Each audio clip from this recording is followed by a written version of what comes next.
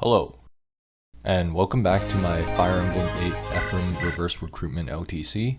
This is Typhoon Carter, and I have two chapters for you guys today. The first being Chapter 6. Chapter 6 is a kill boss map. There's a couple things we need to have happen. The first being that we have some stat boosters we need to dunk. One of these is the skill book on Cormag to improve his hit rates, as we need him to fight a lot. The second being the Dracoshield on Syrene. The Dracoshield on Syrene is to ensure her defense is higher than Cormag's. This is going to manipulate the AI and force them to target Cormag over Syrene, as we need to feed Cormag as much experience as possible, as he has a tight window for promotion. And finally, we promote Saleh to Mage Knight. This promotion to Mage Knight does two key things. One is that it gives Saleh enough magic on promotion to ensure that he can reliably one-round Knoll, the boss of this chapter. The second being that we need him to do some rescue chain shenanigans in Chapter 8. Saleh also will need to build up staff rank, which will be vital for this run, so we bought a torch staff in preparations. And then Cormag just goes and performs a Killer Lance crit on this generic soldier. He's going to be using the Killer Lance for the entirety of the enemy phase, just to ensure he can kill some enemies and get some kills. Our show is also going to be building up staff XP. Dazla we brought along as he just needs a little bit of chip experience so that he can hit his benchmarks in time. Now we have Syrene carry Saleh, as he needs to kill Knoll, and he is the one who can do it the most reliably on turn 1. And we have to do some rigs. The rigs are mostly there for Cormag.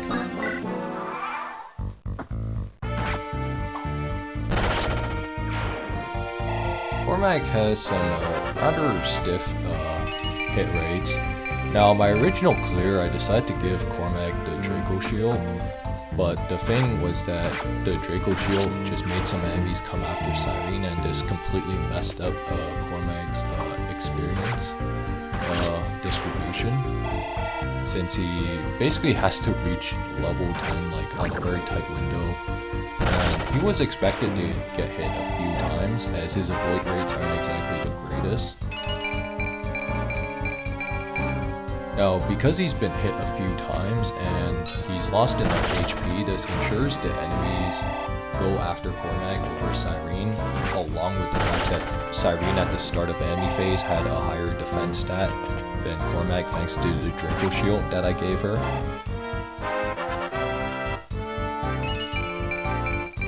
Now, some of these enemies Cormag can't read double naturally, such as the Mercenary, which was rather annoying.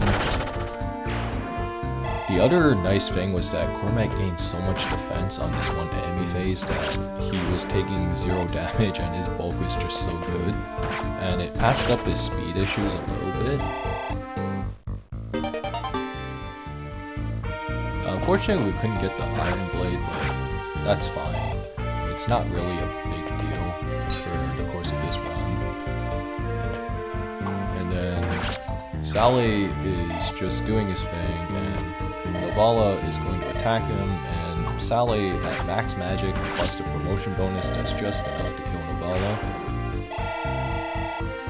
And yeah, that is Chapter 6 cleared in 1 turn. We also get the Orion's Bow, which will be crucial for Inez. Now we have Chapter 7. This chapter is a Seas map, but there is an important stat booster that we need to get, so Renak is brought along here for this chapter. We need Renak here in order to steal the energy ring, which is very important, and we actually need it for Dazla in Chapter 8, so that Dazla can reach his benchmarks. We also make sure to get Knoll some experience. Knoll level up here. This allows Saleh to get a turn 1 heal, as Saleh's window to reach warp rank will be very tight, particularly for the late game. And we need to dance for Cormag, as Cormag will be going for the boss kill, and he's also rescuing Myr. Tethys also getting a level up means that Dracoshield can get a turn 1 heal in as well, as we do want her to get a little bit of staff rank and some experience too. Renak moves right next to Syrene to allow Syrene to just rescue him with ease. And Dazla actually has a hand axe equipped. For the purposes of this map, we do it to manipulate where the mage goes. Now, Dazla is gonna face a couple of soldiers and he'll get a level up out of this. The soldiers are basically scrubs, so Dazla has no problem killing them. It's not a very scary enemy phase, but Knoll does need to dodge 170% from a generic soldier, although he has 2 chances to do so. And we successfully dodge here, as Knoll's level up enables him to 1-round said generic. Renak's pretty safe, and so is Myr, because the way that we dropped Myr, only 1 archer can attack her. Turn 2 is just some extra optimization that we need to do. Now, Saleh gets a level up here, and this level up enables Dracoshield to get another heal in, as we want both of them to get as much staff experience as possible. And then what we do here is we have Syrene go for a crit, or rather she needs to get a couple strikes in so that she can maximize her sword rank.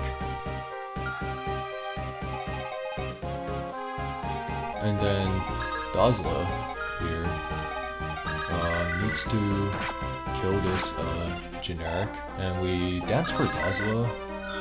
This is to ensure that he can get the kill on the mage, but since he doesn't quite double the mage, we needed to do this in order to ensure that Renak is able to steal said stat booster.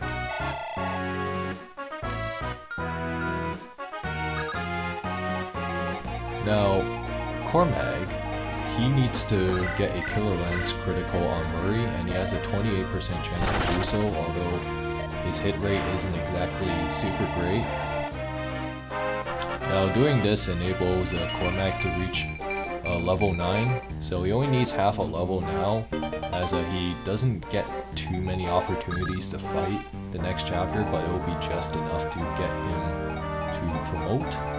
And then the last thing we do here is we rig a 2% critical for Inez. This is also just to help his experience gain out a little bit. And we do a small RM burn with Myr. This is to manipulate enemy stats. And I will see you guys next time for Chapter 8.